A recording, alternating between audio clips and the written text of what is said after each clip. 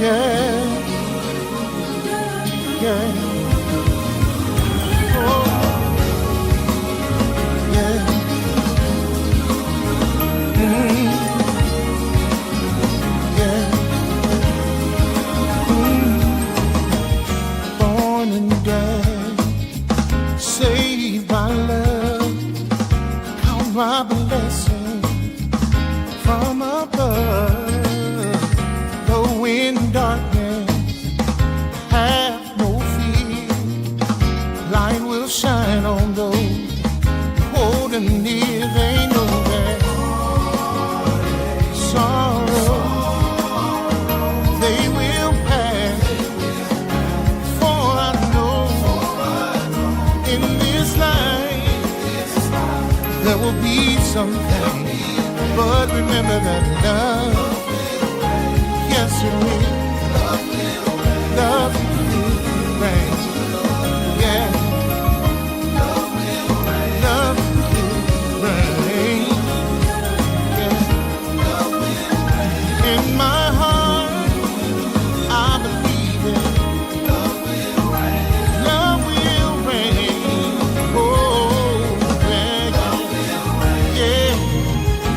Have a vision, it's clear and plain. People living life, smiling again. Oh, see the children, they know no pain, far from pressure, stress and strain. Oh, sorrow, they will pass. For I know in this life there's gonna be some pain, but remember that love, yes it will.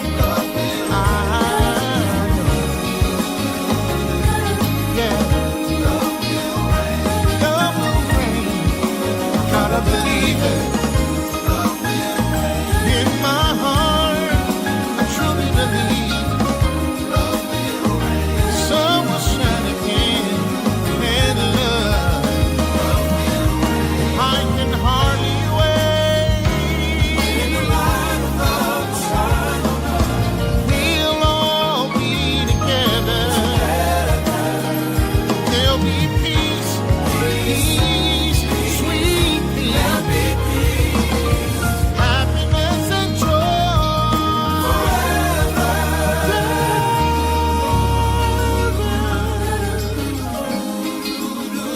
Oh, yeah.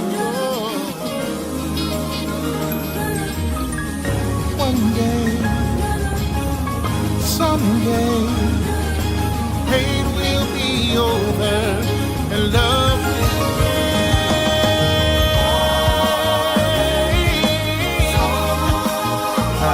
They will last, for I know in this life there's gonna be something.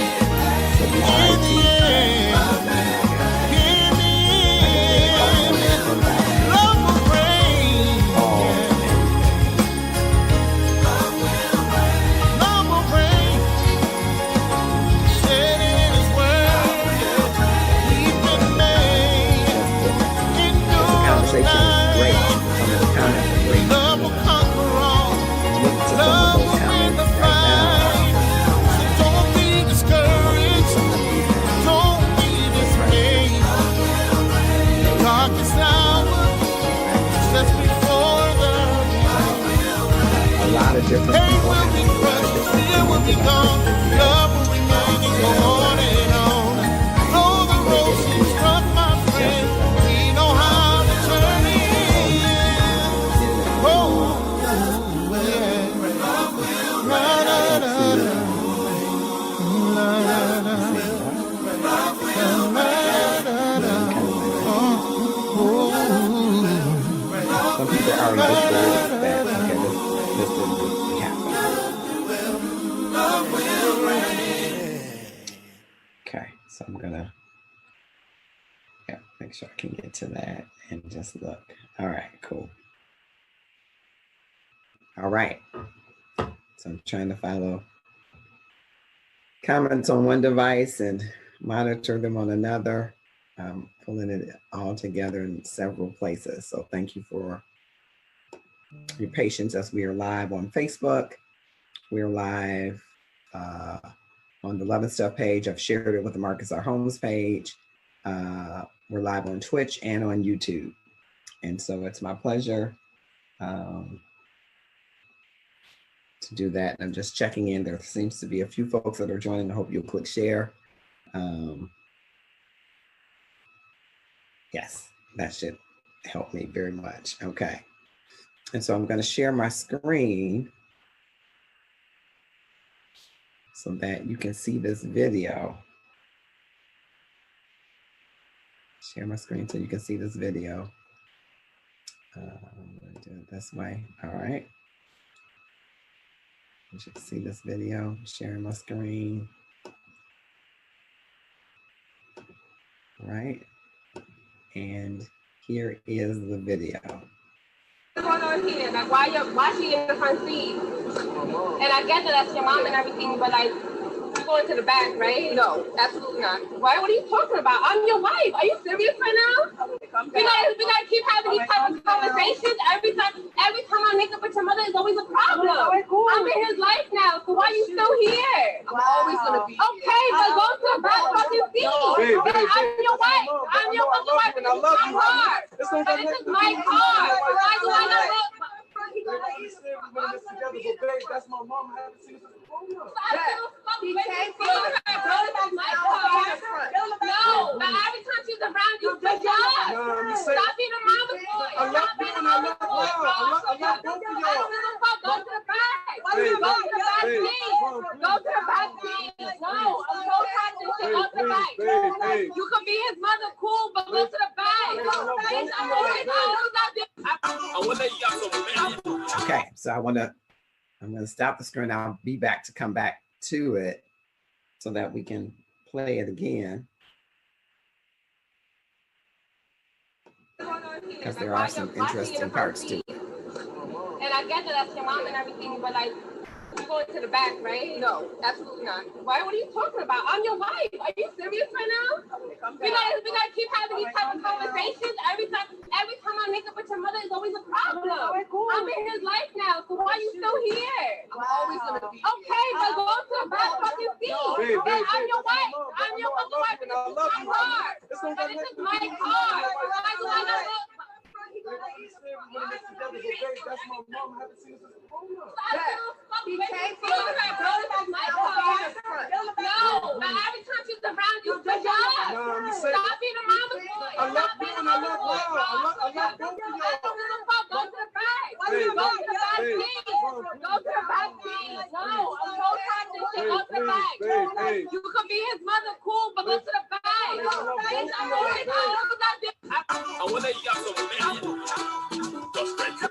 So I want to talk to you about this video, talk to you some more about the video, because we've been talking about it since Tuesday, and your comments, you're continuing to comment, which we always love here, to keep the conversation going. And I just wanted to dive into some of the comments, and hopefully Evelyn Graham will join us as we talk about some of the comments here. Let's see. So I'm going back to some of the comments that people shared, anybody that's just joining. I'm going back to some of the comments. A lot of people chimed in, and it had about 3 million views when we started on Tuesday. It now has 6.6 million views. So just like to bring that to your attention. It's interesting to me that a lot of people thought the mother, they characterized her as being petty. Someone even went as far as to say the mother's petty as hell. We also saw where some folks said, "Mama, get in the back seat. His wife comes first."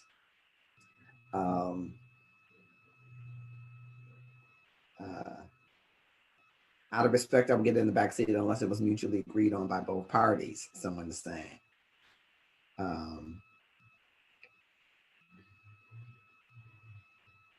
The mother is wrong, some people are saying.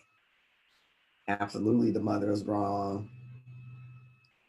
My mom would have already been in the back on her own. Okay. This mother is petty as hell, another person says. Mother. It's either mother up front and she's in the back, or she can stay home. Mother, it's a sign of respect, some people are saying. One person said, as the mother, I would appreciate son's offer a front seat. Having also been a wife, I would ride in the back with a wink.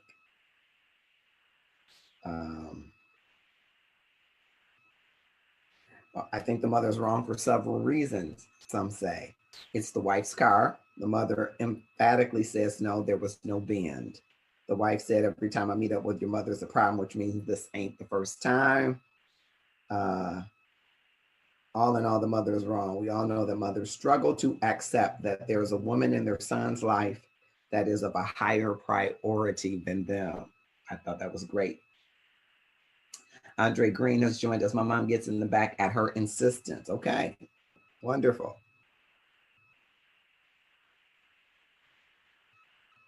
I think moms can ride a shotgun and they can also cook, clean, help, meat, and sleep with them too. Okay. He should have just took his mother home, some say. One says, if it was me, I would have knocked her ass out. My son always made whomever in front had to get him back. I'd be wanting to get in the back, but it's out of respect. Okay. One says, this mother's out of order. I would have gotten out of the front and into the back seat. Then if in-law stated, no, you sit up there front, that's fine. So a lot of people thought mother. One said that mother don't want to let go. For this reason shall a man leave home and cleave to your wife. His mother is a sugar, honey, ice, and tea starter. She's too old for that, period, with a T. Wife is always first, in caps. Get out the way, mama. Okay, Kim Goddess, my hero Jones has joined you. You made comments, so I hope that you will jump on live with me. Let me know if you will. I will drop this link into the, I will drop the link to join me into the comments. I gotta get back to my, okay, escape. Okay, get back to my comments. Drop this in the comments. Show it. Okay, let's see if you can see it. It should be showing. Yes, okay, that's the link to get in. If you want to join me, I would love to have you join me on this.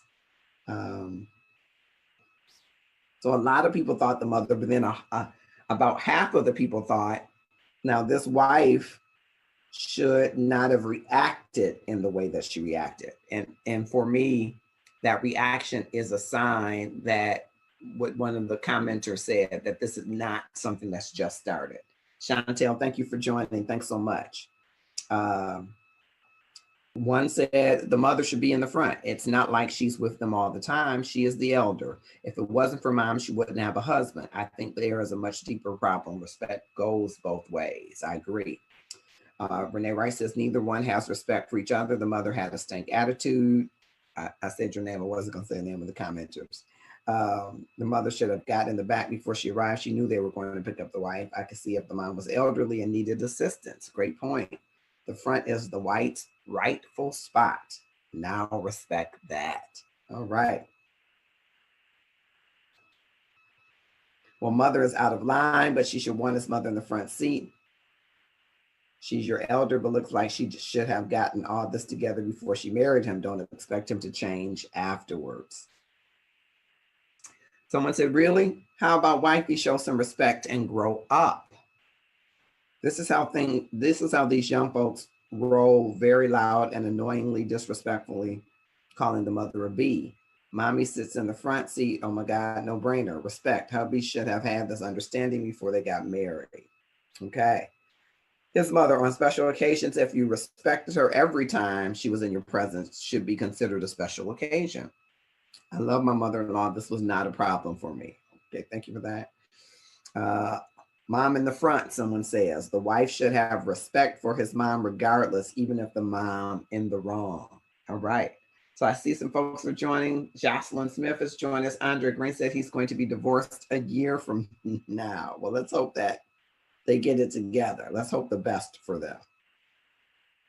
Let's hope the best for them, that they get it together. But I wanted to read some of those comments. And so now I want to hear from you. I've dropped the link in the comments, and I'd like to hear from you. I just wanted to follow up because there was so many place sources of comments. I wanted to bring them all together, and I may again have to bring this together one more time, because people are inboxing me, people are calling me, people are texting me. I've even gotten some emails, and of course I'm getting something from all of the platforms, and I love all of that. I love it. But it's better if we can have the conversation all in one place. That way I can keep track with all of these wonderful, insightful perspectives and comments that you have. I wanted to bring them all together. And so we had a loving couple guest as our guest for Tuesday, who that didn't pan out. And so we came to this topic. This may be a 2-show topic, 3-show. Now I'm doing just the impromptu today because I wanted you to know your comments matter. And I didn't want to hold until Tuesday and talk to our producers to see whether we should do the part 2 on Tuesday. It will be great to have more of you join the part 2 on Tuesday, but I wanted you to know today that your comments matter. And because they're still coming in all of the forums and platforms, I just thought it was a good time while the fire was hot, because some of you have responded very passionately about your thoughts about this daughter-in-law and mother-in-law, which is the relationship I'd like you to focus on, but I don't want you to forget the connecting link as the husband, and he does have some responsibility in setting the framework and boundaries, which it sounds like he probably hasn't done a very good job of. I think I heard in the comments that he was saying, hey, I haven't seen her since the corona. So I think he's saying, it's been a time since I've seen my mom, let this go. But that's a conversation, which is a great point, I think. But it's a conversation I think he might would have done well to have before coming to pick up his wife. It's like the wife doesn't know the mother is going to be in the car. And so you probably shouldn't roll up with your mother if number one, your wife does and your mother don't get along. And number two, if your wife is not expecting your mom to be in the car. So just, words of advice. So I wanted to hear from some of you. As I'm hearing from you in the comments, click that link and join me live. You tried to join, okay? It says here you go. You're joining.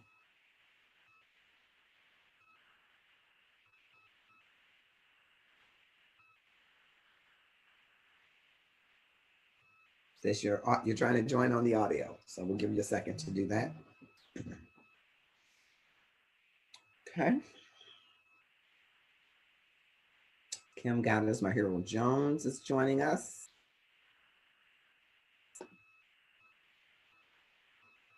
Coming with us live. Just to keep the discussion going, because so many wonderful comments are still coming in, and the video views of that particular video was about 3.3 million on Tuesday. It is now 6.6 million. And I will imagine there are many other groups talking about it, just like the wonderful people in Love and Stuff community, even though I feel like I gave them a boost. But it is a topic that people want to talk about. What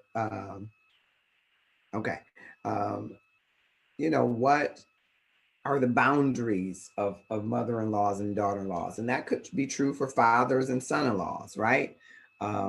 If you rolled up, you all are sharing a car and your wife rolls up to pick you up from work and her dad's in the front seat.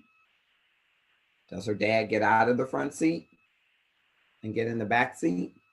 Does it matter to you if he gets out, if you all don't have a good relationship? So does the relationship matter? If you have a good relationship, are you more apt to do that? And that was one of the points that I highlighted in Tuesday's show, that I think in order to up your love game, you and I have to work on being able to have a level of civility for the people that we don't like, who are connected to the people that we love. There should still be a level of grace, and in some cases, mercy for someone that you don't like. There should be a basic value for every human, that we mete out a certain amount of grace, mete out a certain amount of mercy, just because we're human, without regard to a person's station, without regard to their standing with us, but just because it's the civil thing to do. It's civility.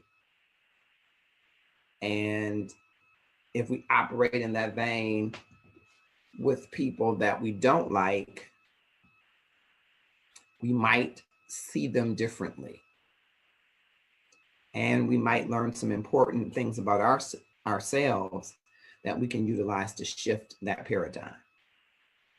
There might be valid reasons why a mother-in-law doesn't care for a daughter-in-law, or vice versa. A son-in-law doesn't care for his father-in-law, or vice versa. There might. Just as sure as there are two people, there's an opportunity for there to at least be two different preferences, idiosyncrasies, positions, perspectives. But that in and of itself should not keep you from being civil to someone, to giving a monicum of grace and mercy to that person. So here is Kim Goddess Michael Jones. Hello there. Hi, Marcus. How are you?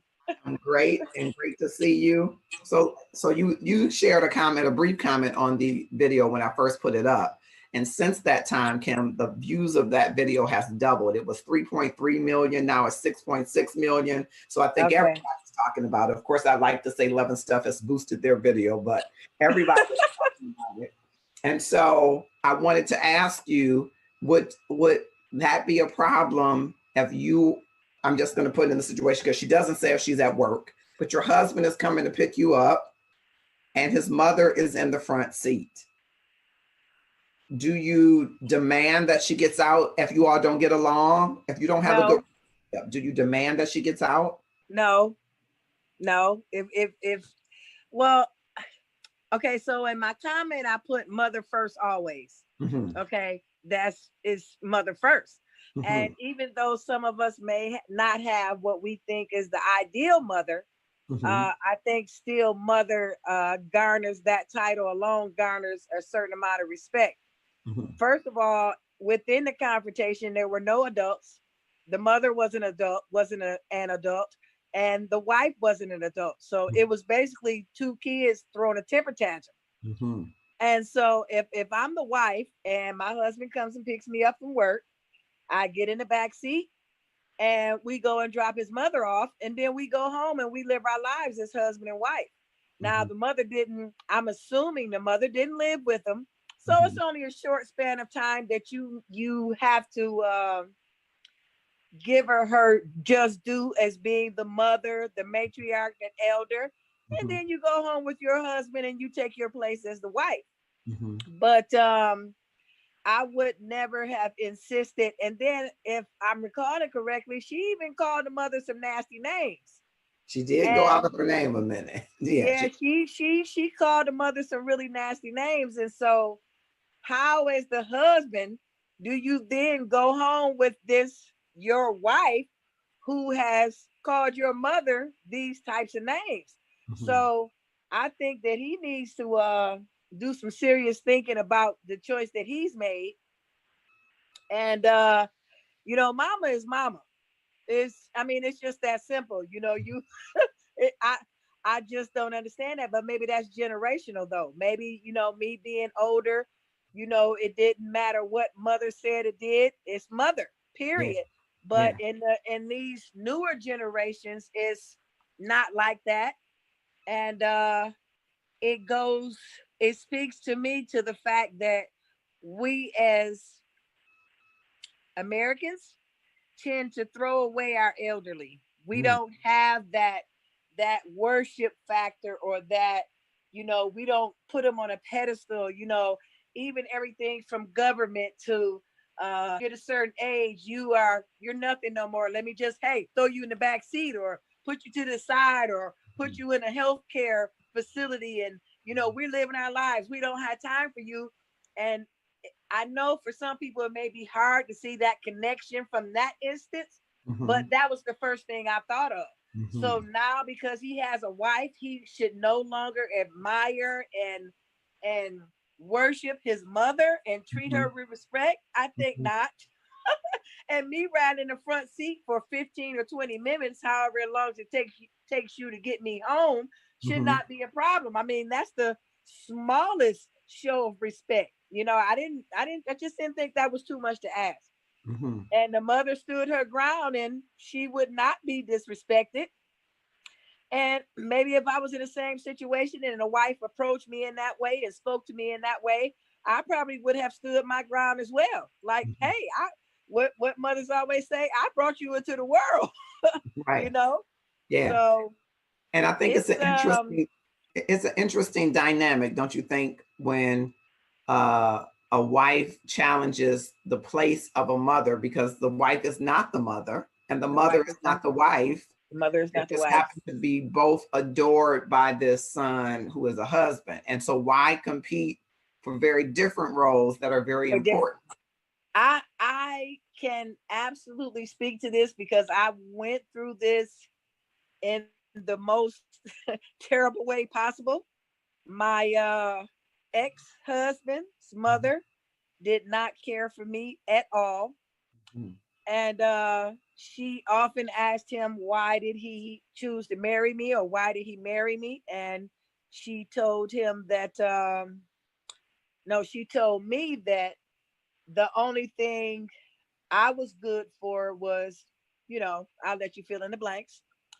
You know, and I was really young at the time, 20 years old. And I did have to put my foot down because he was at every aspect of mama's boy. But I didn't put my foot down in the way that that young lady did. There was no, I didn't argue with her. I didn't cuss at her or anything like that. I just simply said, look, I'm moving over here and you coming or you not. And he didn't for about, I'm going to say about 2 or 3 weeks. And I didn't pursue. Now we were already married. I didn't pursue. I didn't beg. I didn't ask. I just went. And probably after about 2 weeks, it was like, hey, I want to come home. Well, where is your home? Where do you live? You know, I live with you. Are you sure? Because hey, so I had to I guess, put him in a situation to make to make the decision for himself. Mhm. And after that, it, you know, things kind of smoothed out, but it was really bad. It was like a full on competition, at least in her mind, you Mhm. know, with me. Mhm. And it was difficult, but I'm not gonna argue about it. I'm not going back and forth with her. My conversations were held with him about what was wrong about it and what should be done, and et cetera, et cetera. Not with her, never with her, Mhm. never disrespected her, never said any bad thing to her or anything like that. But when things would happen that I have a problem with, I talk to him about it. And that's what the wife should have done. You Yeah. know, is she should have waited till they got home and say, hey, you know, I didn't really appreciate being put in the back seat. You know, this is my car, you're now my husband, and you know, we need to figure out a way to, you know, I felt disrespected. And then he maybe could have explained, you know what, I didn't mean any disrespect, but that's my mother. And you know, time is short. You never know how long you're gonna have your mother, and Mhm. you know, that kind of thing. But like I said, there were no adults there, zero. Yeah. I'm going to play it one more time for people that are just joining. If I can get back to it, let's see. just so that they can see. We've been talking about it over a couple of days, and the video has just been growing and growing and growing in reach. So here it is one more time. Back.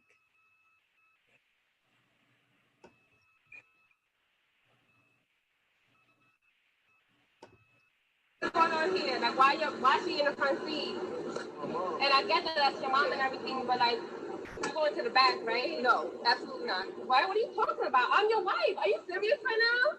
We gotta keep having these type of conversations. Every time I make up with your mother, it's always a problem. I'm in his life now, so why are you still here? Okay, but go to the front fucking seat. Yeah, I'm your wife. I'm your fucking wife. And this is my car. And this is my car. That's my mom. I have to see this as a grown-up. He can't feel her. My car. No, but every time she's around, you switch up. Stop being around with boys. I love you and I love y'all. I love both of y'all. Go to the back. Go to the back seat. Go to the back seat. No, I'm so tired of this shit. Go to the back. You can be his mother, cool, but go to the back.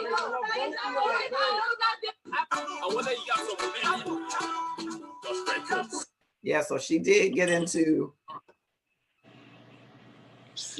calling her the B word. Yeah.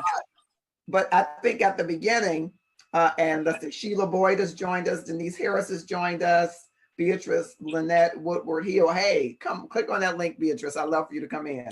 So yeah, mom was kind of egging it on because she started out by saying, no, I'm not. I thought, no, mom,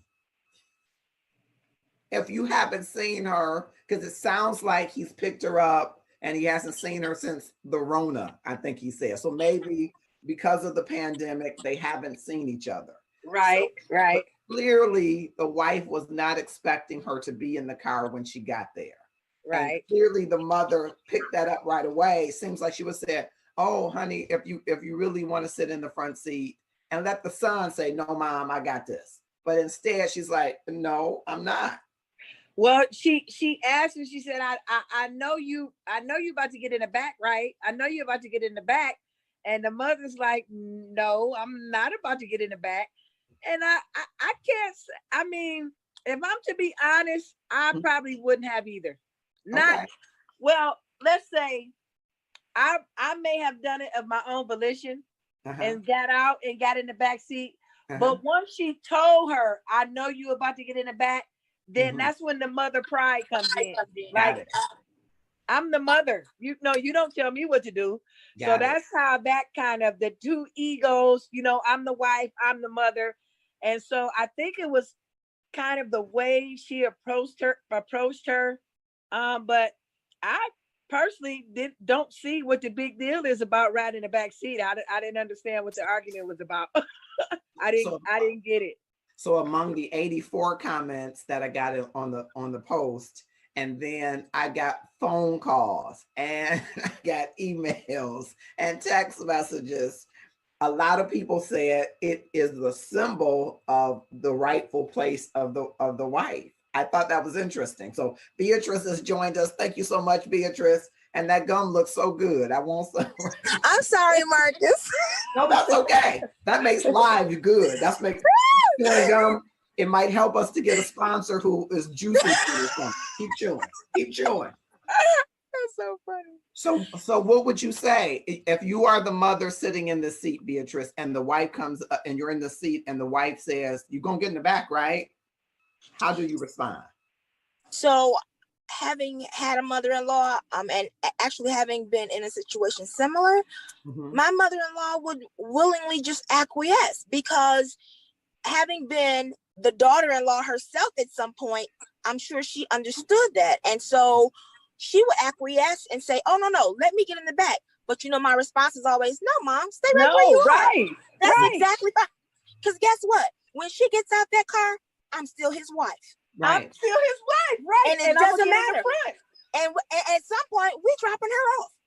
Right. You know what I'm saying? Right. So the wife has to be secure. If a seat in a car can throw you off that way, there's bigger problems in your marriage than just who sits where, boo. It's something else going on, and that needs to be addressed. Yep. And so I mean, it's been a mix. You represent one side, the other side are like, get the heck out the seat, mama, you know, and I thought that's interesting because Kim raised something that for our age group, because we're all in the same age group, when you think of your elders, you think of reverence, you think of giving them, deferring to them, and that doesn't always kick in for people. And I think of that, you know, I've had some contentious elders that I didn't agree with, but I was reared, okay, you don't agree with them, but I'm still your elder. So it's a part of the civility that we were reared with, that you're civil to even the people that you don't agree with, especially if they're your elder. If they're your elder. And I would snatch her out the car, and I thought, oh my God. Oh my God. Don't snatch her out. But that's how they felt, because they felt it's a sign of disrespect. And I think it is really speaking more broadly about how we interact with each other, because we think everything is a sign of disrespect instead of when it's not. Instead of going to a position of civility. We give grace to no one. We give mercy to no one. We kill first and ask questions later, be it kill the reputation or kill the individual literally. We go there first as the go-to versus giving grace or mercy to someone. You know, it's like, get out of my place. And it's like, you know, what you said, Beatrice, what is your place if it's a seat? If it's relegated to a seat, we've got real big trouble here. And you know what I've learned, and I've had to learn. It wasn't easy, but at some point, and this can be used in other areas of life, you respect the position, even though you may not agree with the person. So you respect her as his mother, regardless as to what dealings you all have had, because what's going to happen is, he's going to. Hopefully, if he's worth anything, he's going to end up respecting you more because you respected his mother. Hopefully. I mean, in a utopic society, I'm sure that would happen. But generally speaking, you know, just assume, you know, and he may even be a mama's boy, but that cuts down on the stress in your marriage. Even if you gotta bite your tongue a few times, because guess what? She ain't riding everywhere y'all go. You do get to sit in the front seat sometimes. Right. So with that being said, let's just follow peace as best we can. You know what I mean? Do whatever you can do so that you all can go home and not have air all in your jaws all night. Yeah. Right. Just that 10 minutes has pretty much ruined definitely the rest of the evening. Absolutely. And maybe 2 or 3 more days when all you had to do was get in the back seat and take her home. But something that actually came to my mind is the dynamic also between African American women. And when I think about that, I go all the way back to the Willie Lynch letter, old against young, you know, the young woman against the older woman, and you know, that battle between the two.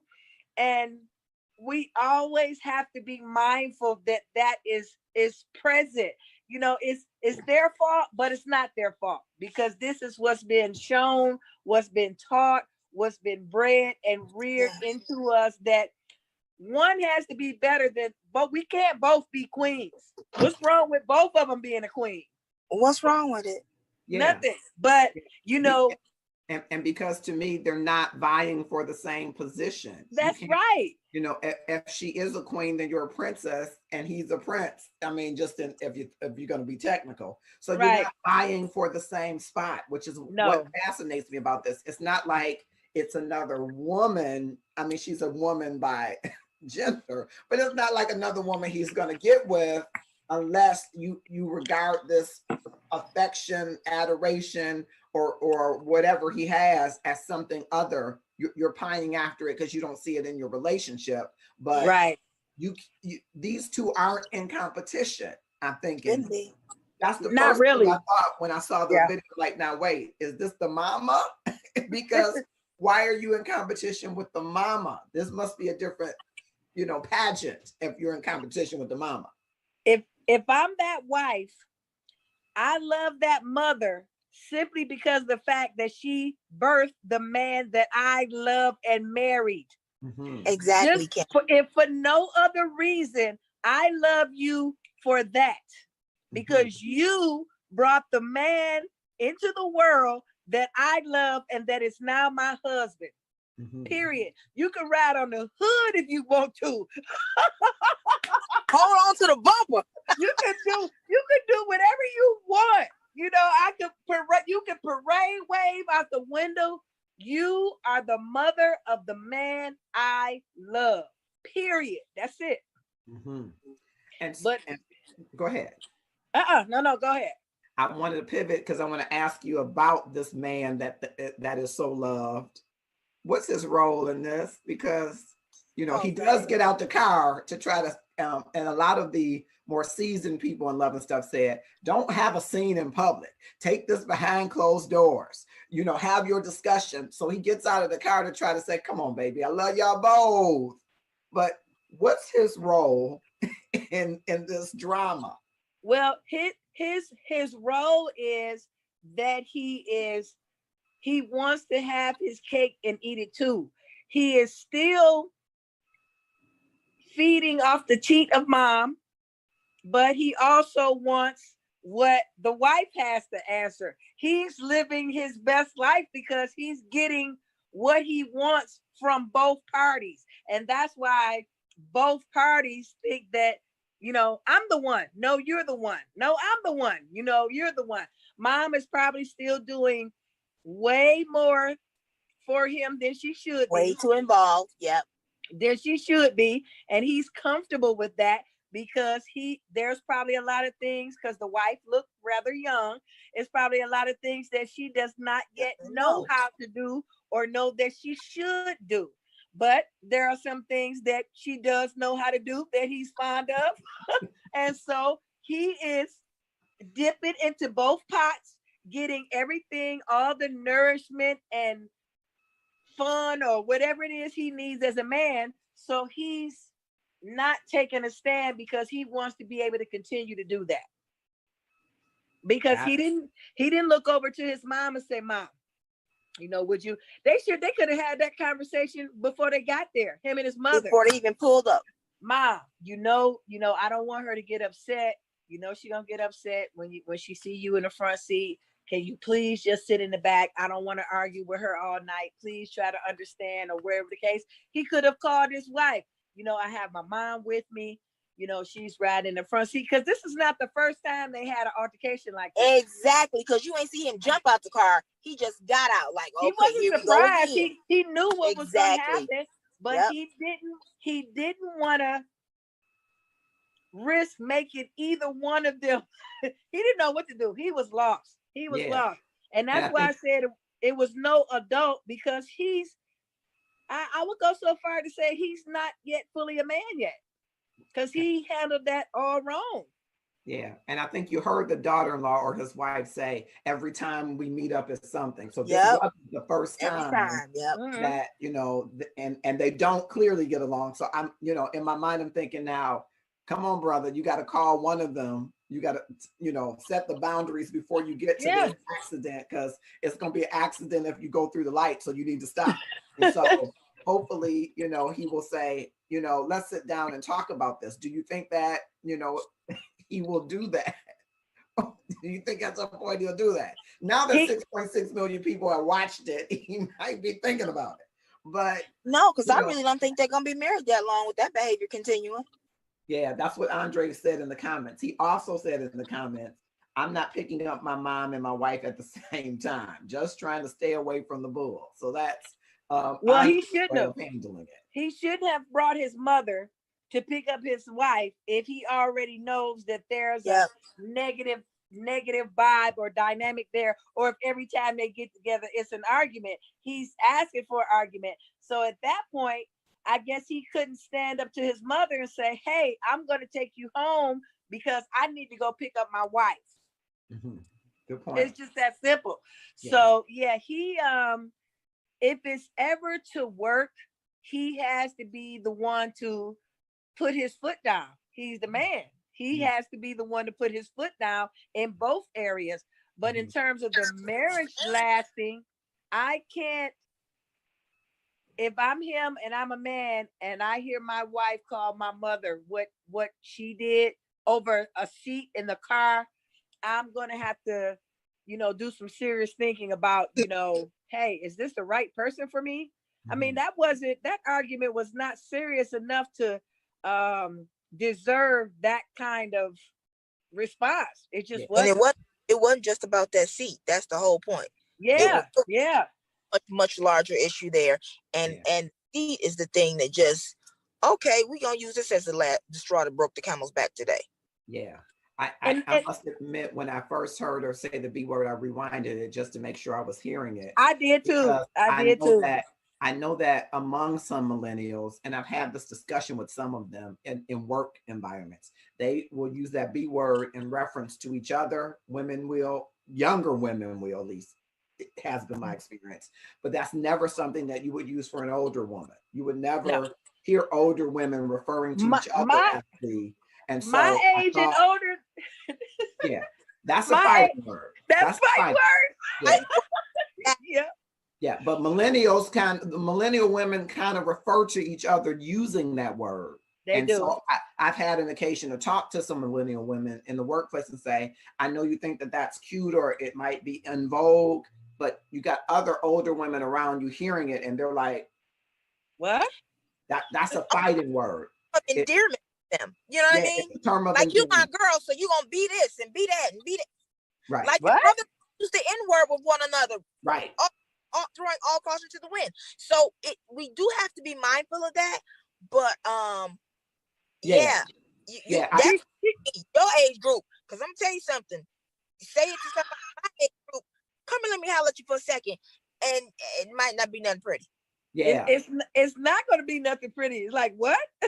Yeah, and I thought it was gonna escalate at that point, and that's why I kept stopping it right there and said, oh, this is about to be something, and kept going back. But thankfully the mother didn't get out and say, what you call me?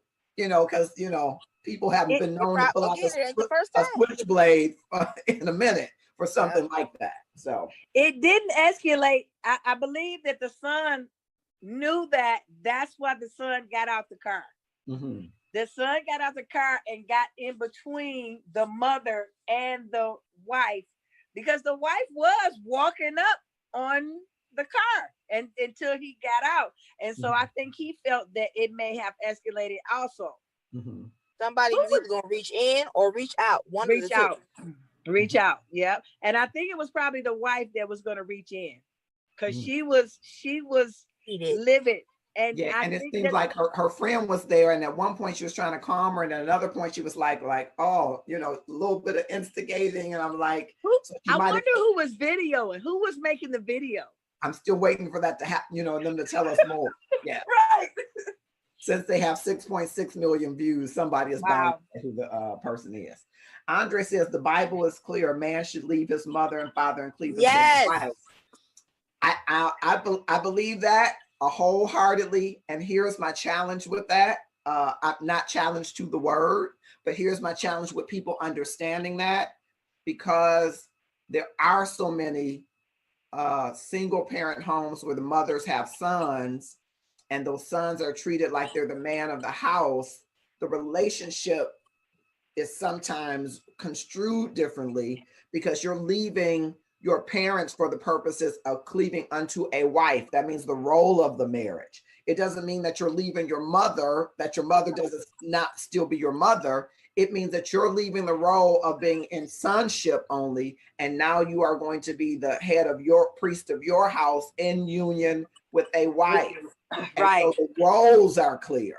Right. The Bible is clear, but the roles are also clear, but we muddy them when we make young boys become man of the house, and that mother gives him some latitude in who he is in her life. Yeah, my little man. That's what she grieves, and that's what he grieves, right? Because he's adored by the mother, where your wife might be as smart as you, as young as you, as attractive as you, and she might check you, right? Whereas a mother might have grace and say, oh, that's okay. A wife will say, I'm sorry, what? Who? Right? And Who you so, talking to? so a man is betwixt those two, even though the roles are clear, his orientation to those roles have not been clear. And so, Marcus, what about the dynamic when I don't know how to put this properly. What about the dynamic when the mother who has the single mother or widowed mother who has been unsuccessful in finding her own companion and have many in many ways has made the son her companion, Yep. not physically, but in every other Yeah. way. Yep, Yeah. absolutely. My little man. That's what I'm saying. My little man. Yep, he becomes the man of the house, right? He gets to Yeah. make decisions as the man would, right? And you find that sometimes when sons don't like who their mother is dating, it's because he's been the man of the house, right? So now these roles about leaving your parents and cleaving to your wife is skewed for a man who's been a man of this house and who kind of still wants to be the man of the house and becomes the man of this other house. So it's tough for that orientation for Christians, let alone for people that don't know the word, right? Right. They don't have an orientation of that. It's just, I'm going from this role to this role. And most people take what they had with them where they're going. Yeah.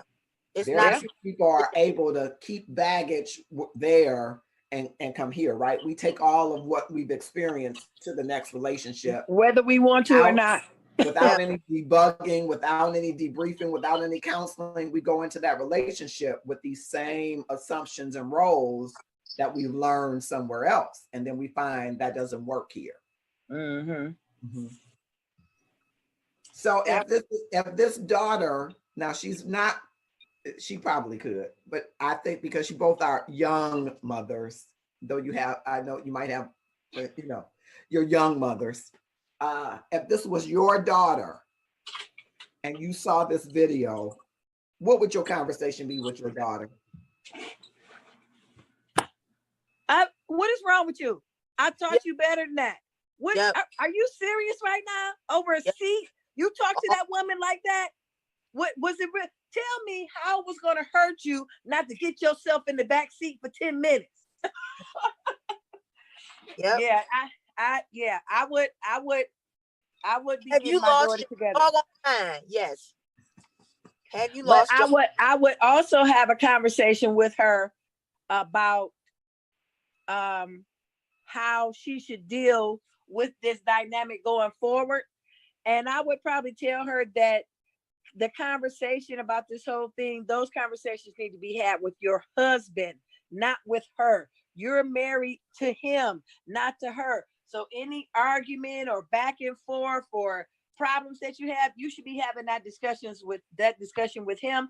And he in turn needs to have that discussion with his mother.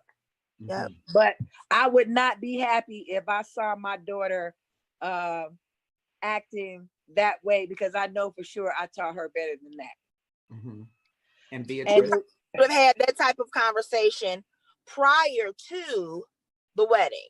Well, however, because there's always that possibility. It may not be a probability, but you'd like to think that the mothers have met so that the mother of the daughter can say, look, I've had conversations with this lady. I like her. I think she's nice. And I think it's most important that you get along with her. And if it means you need to shut your mouth, back up and have a seat, do that for the sake of your husband and the peace of your marriage. Well, and that's something before they say I do. Yeah, they struck me as if I'm one of their mothers, either mother, I'm telling them, you guys aren't ready to get married. Yeah, it's all over them. now they're married, so right now, but you're saying before they had gotten married, if conversations were being had, I'm suggesting that you wait, get to know each other a little better. If I'm her mother, I'm saying, that you need to have more conversations about his apparent over attachment to his mom, and how's that's going to work out, and try to work through some of those things before I say I do. So later you won't be saying I shouldn't have. But it's not too much of that happening, like you said, unless it's church based. And that's why I suggested that you go and you get counseling and you speak to people, but people don't do that. Hey, you cute, let's get married. You're gonna ring. Yeah. And that's That's why nothing lasts. Yeah. Oh, Lena exactly. Lena Brown has joined us. Evelyn Graham is saying, what about the son's mom is only a few years older as the son is? So it looks like they're pretty close in age. Do you think that should weigh in? Of course it does. Of course it does. The fact that we now have grandmothers who are 35 and 40 has been absolutely detrimental to us as a community and a race. Mm-hmm. I over the last spring, what have you, I read Toni Morrison's the rootedness ancestors as a foundation, and it talks about the fact that we don't have that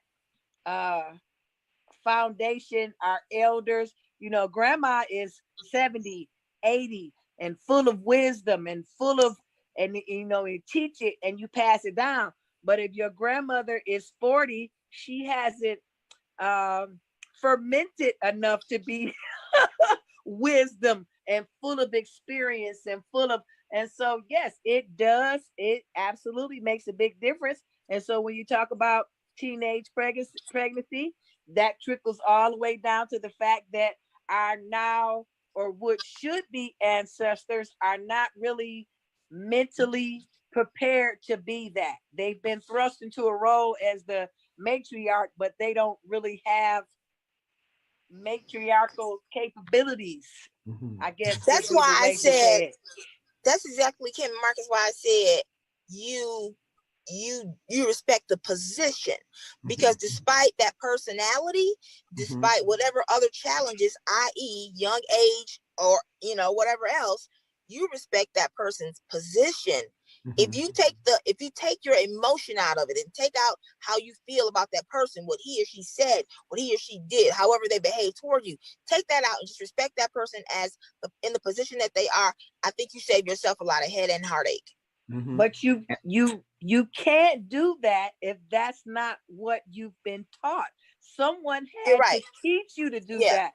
You had to see that happening coming up as a child and as a teen. You had to have experienced it or lived it. And if you haven't, if your grandmother is 35, you haven't seen that. If your grandmother is 40, you haven't seen that, or your aunties or your uncles or whomever. You like, this is what? I'm not gonna let nobody disrespect me, which is probably the single worst comment or worst mindset that we have today that is just killing us. The shooting in the Coney Island last week was because the young man felt disrespected. Yeah, he felt and disrespected. You're right. We haven't taught. I think it all boils back down to that civility, whether it is hierarchical or it is communal. We don't have a general respect for humans, right? We don't have that respect, and we're not really teaching that respect among the sexes, among the races, again, within the community. So I think both of you are right that you would respect without regard to your dislike or distaste, because there would be some hierarchy there, right? And you would, if you were taught it, you would have that same respect for human life, even if you don't respect what the individual has done or is doing. And so that brings me back to an earlier point that I was going to slide in there, because I'm still fascinated about this B word. What would you all tell your daughter if you watched this video and you heard her call an elder a B? Well, first of all, she's hopefully an adult, so I'm going to try to deal with her as an adult. But my first thing would be, have you ever heard me use that word with anyone that age? What example have you had that makes you think that that's okay? First of all, because if you can't give me a good enough answer, I got a problem with you, and now you got to deal with me and her. How about that? What you want? So I would tell my daughter that which is something I tell her often, the wheel is round. So what are you going to do when your son grows up and he marries someone and she calls you the B word, tells you to get out of her effing car and get in the back seat? What how you gonna feel about that? Is that gonna be okay with you? Because that's what's coming back to you. It's gonna happen. That's what's gonna, one day you're gonna be confronted with some young woman with a disrespectful mouth, and she's gonna talk down to you and disrespect you like that. And I just hope you prepare for how you gonna deal with that. Is that gonna be okay with you? Because that's what you just did. So what you put out into the world is absolutely what you're going to get back. You can't just, come on, the wheel is round. And I tell her that all the time. You need to start thinking about what you is. I call it the rubber band effect. I said, you can't treat people like that and think it's not going to come back to you. And so I would try to provoke some thought so she can kind of come to a conclusion to herself. And I would tell her, you owe that woman an apology, whether she accepts it gracefully or accepts it at all. You need to make an attempt to apologize to that woman for disrespecting her like that. Mm-hmm. And I think interwoven in all of this conversation, it's much more than the seat, right? Yeah, absolutely. It's much more than that's the smallest part of this whole thing is the seat. Well, it's the seat, it's the seat, and it's also inferiority complexes of the two women as well. Mm-hmm. They each have their own inferiority complexes within themselves. Mm-hmm. Maybe the mother, because she doesn't have someone of her own, I'm presuming, because other than that, why are you in the car with your son? You should be riding with your own husband, terrorizing him. And the young lady, like, hey, I was married now. I don't want to share my husband with nobody, so they need to do some soul searching within themselves to try to figure out why that's so important to them. If it was really that bad and I'm the wife, I say, hey, I'm gonna wait here, or I'm gonna go over here, I'm gonna ride home with my friend, and you go ahead and hang out with your mom. If it's that bad, I'm not about to argue about it. Or the mother could have just gotten in the back seat just to keep from arguing, but I don't think that would have changed anything. I think the argument would have continued in the car all the way to where they was going. Andre says the bottom line is the son. He needs to handle this. Do you agree with Andre? Is it the bottom line that the son needs to handle this? It definitely needs to be handled. And it needs to be handled by the son because he's in the middle. He's the person who has a relationship with both individuals. And so he needs to address both of them to hopefully bring a peaceful solution to this. And he has to have that hard conversation with his mother and with his wife. And it's one of those, I love you, but you were wrong here, ... I love you, but you were wrong here, ... And if he's a man that they respect, they will take heed to what he says, hopefully take a step back, look at the bigger picture. And even if they never come to with one another, at least do what they feel will please him, because he's a denominator here. But they don't respect him. Neither one of them do. Point. Neither one of them respect him, because when there's a man in the picture that a woman or women respects, when that man says stop it, everybody stops. You can hear crickets. Yep. You can hear crickets. A real man can just give you the look like you out here embarrassing me in public. What did you just say? And it's over with. Marcus, Les is the nicest guy in the world, but when he gives a certain look, even Kim Jones knows, stop it. I stop it because I know the look, which means cut it, Kim.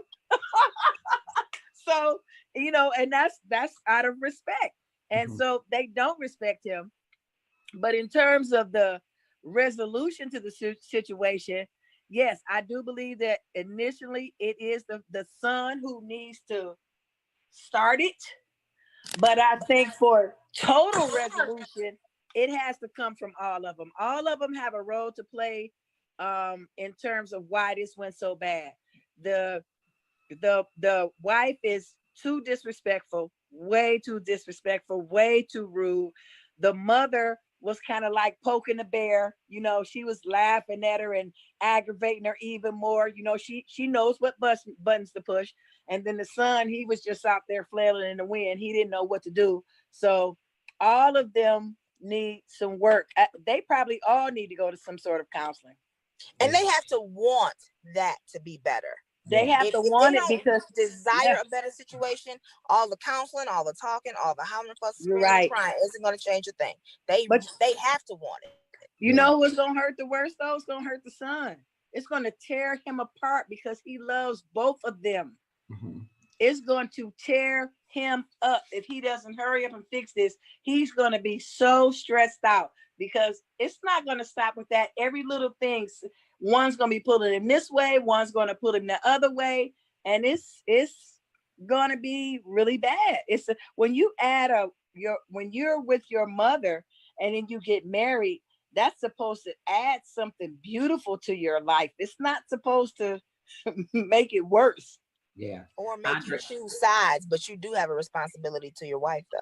Yeah. And once you marry her, that is your essential, your initial responsibility. But I didn't see, in that particular situation, I didn't see anything that said to me that he wasn't upholding his responsibilities. It wasn't like, oh, I was with my mother, so I couldn't pick you up from work. He wasn't. This is, to me, it's not even in that category. Yeah, you know? I think the only part of that he hasn't done is he hasn't made his wife feel comfortable in this kind of triangle. And that's important, that she doesn't feel like she's being robbed of her position. Why she ascribes that to a seat, I don't know.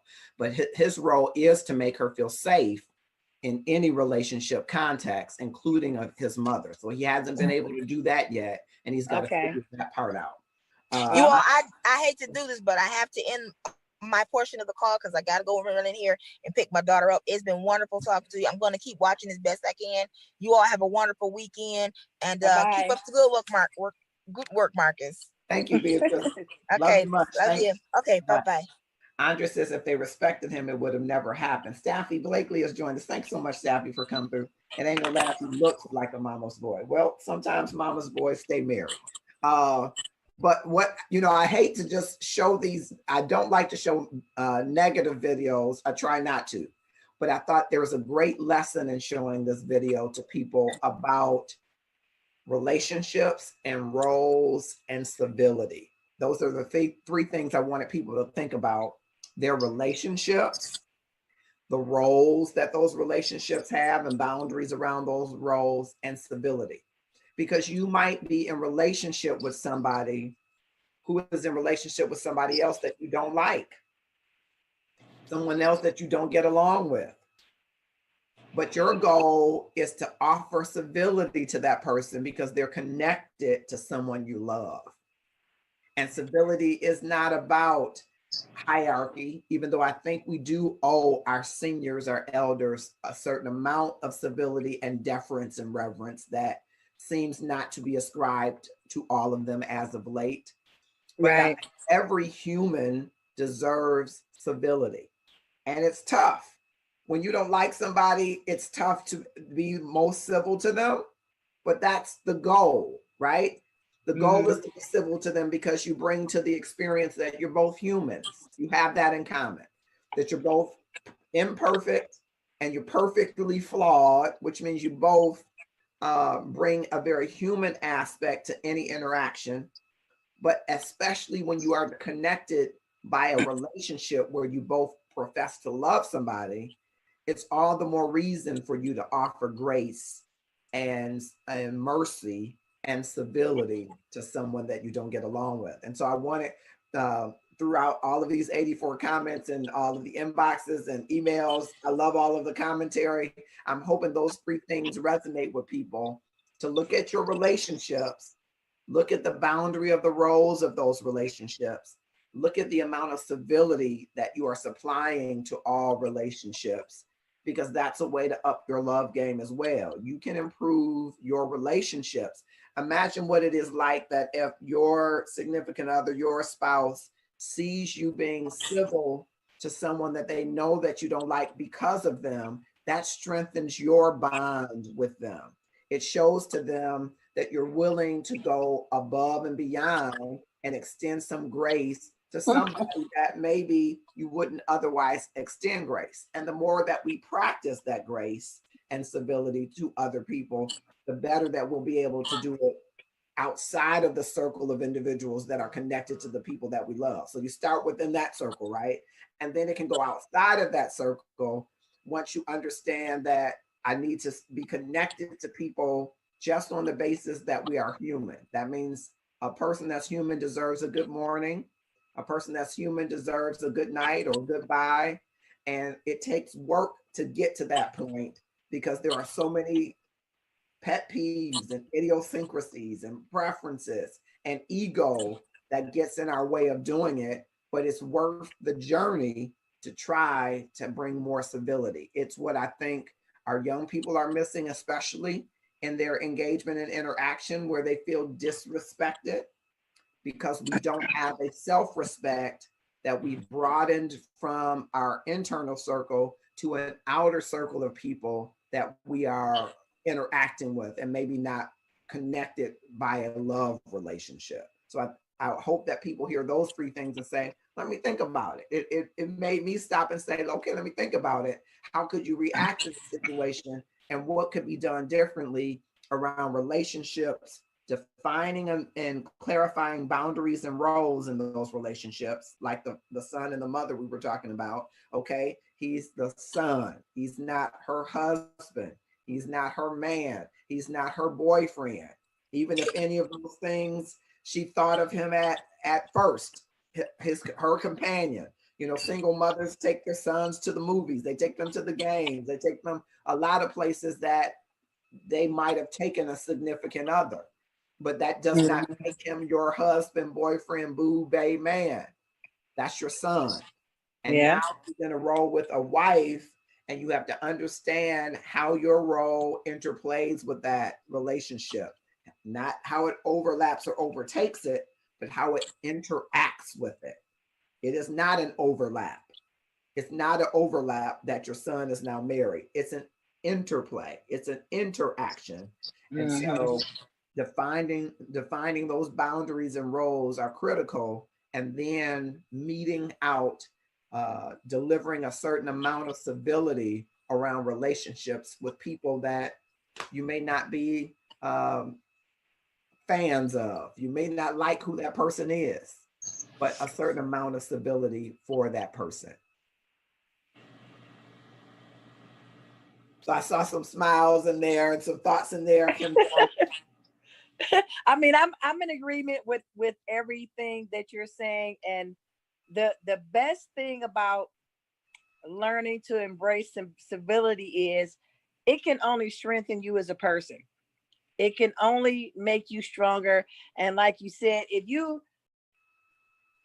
I'm having flashbacks of certain situations where I had to be civil with people who were involved with the person I love. And I was in a very, very interesting situation. I'm sure you probably know which one. I do.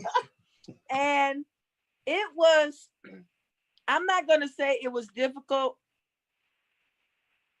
It wasn't hard for me because I'm not a mean person to begin with, but many people approached me and wanted to know, they couldn't understand how I could do that.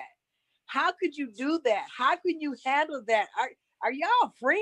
Or, y'all seem so, and well, why aren't you doing this? And why aren't you doing that? And so it let me know what the mindset of people in general, but I just didn't see a point in it. I didn't see any point of being malicious or being mean. In my mind, the nicer I was, the more points I racked up, and which makes that person love you even more. Mm-hmm. That person has even more respect for you. And I just didn't want to spend a lot of time doing something that was only going to hurt me in the end. only going to hurt me, my self-worth, and hurt me as a person. And so I chose the high road. And I just didn't see any point in doing anything else. It didn't make sense to me. But people, in given my position, would have absolutely gone the other way. They just would have. Yeah. I could imagine that. A lot of people, knowing the situation, a lot of people would have said, I'm good.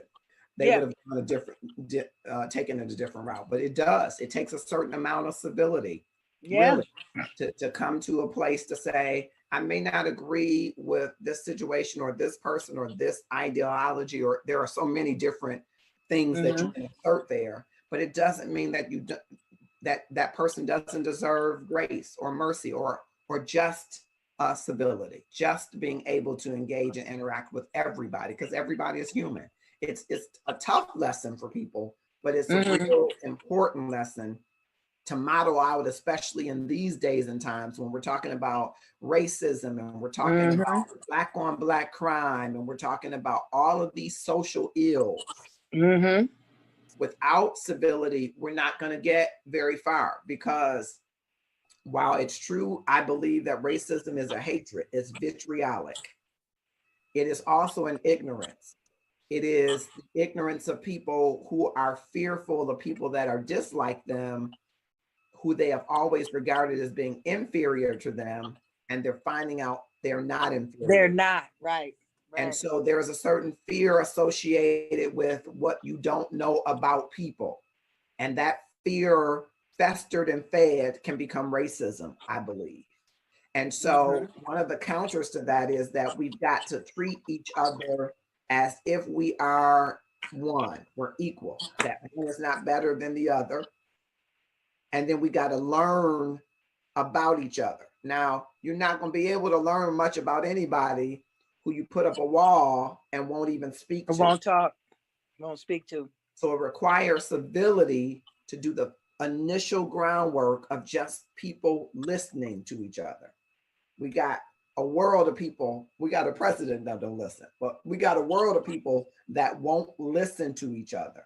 We're not hearing each other. And when we don't hear each other, we tend to feel devalued.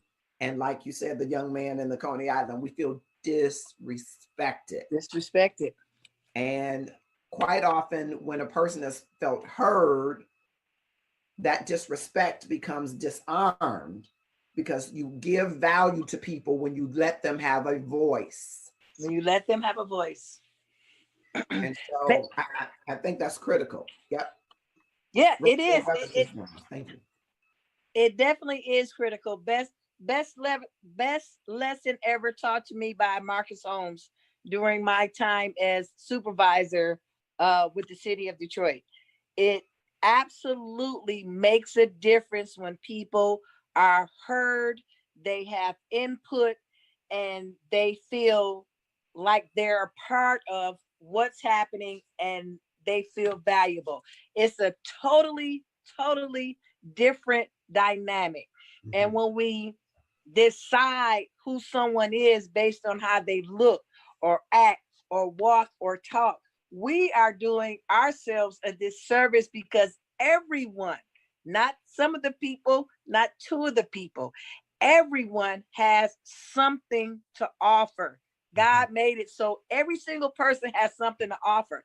And when you don't allow people to give what they have to offer, then they do feel disrespected and they will lash out. It's only so much, so that it's like a little volcano inside of you. You can only deal with that for so long. At some point, it's going to manifest in some way. And unfortunately, sometimes it hurts others. So we do have to get to the point where we can be open enough to hear what someone else has to offer. We have to be able to do that. And we are cheating ourselves if we don't. Yes. I'm so glad you came on, Kim. God is my hero, Jones. I missed you. I'm so glad. And I think we're going to continue. If people keep commenting on it, we're going to probably continue it. But I got another video that I'm going to show.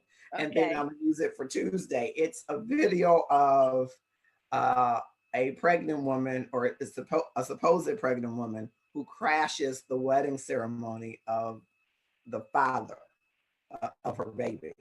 Oh And my the goodness. daughter of the bride uh, lunges out at her for trying to crash the wedding. So it is.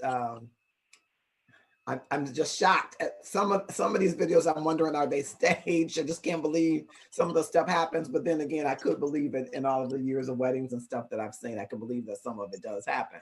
But I'm going to play that video over the weekend so that people will see it for the discussion on Tuesday.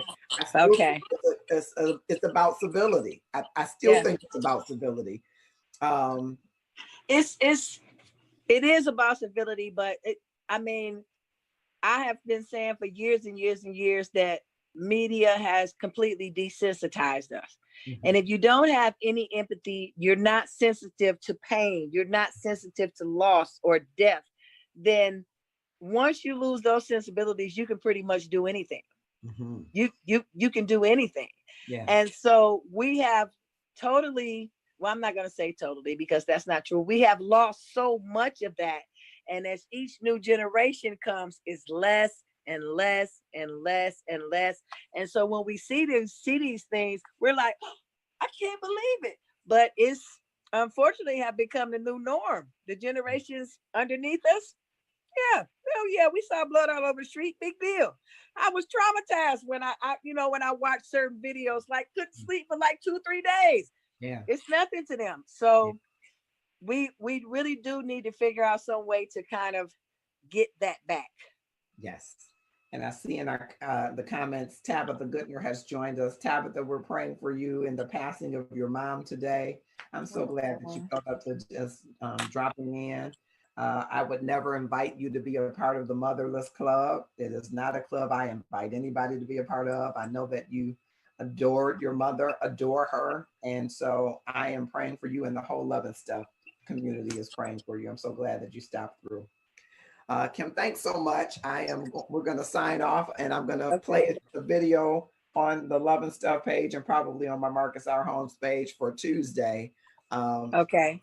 It's just, and some of these videos I think are some great opportunities for lessons and discussions about not only not what to do, right? Because we can say, I wouldn't do that, but there are real people who believe that the things that they're doing are good things to do. And they need to learn that there is a better way, a different way to up your love game and to get the kind of love that you want and deserve in your life. So I'm so thankful that you came on. Thank you so much. All righty. See you later, Marcus. Bye-bye. Have a great night. Good night.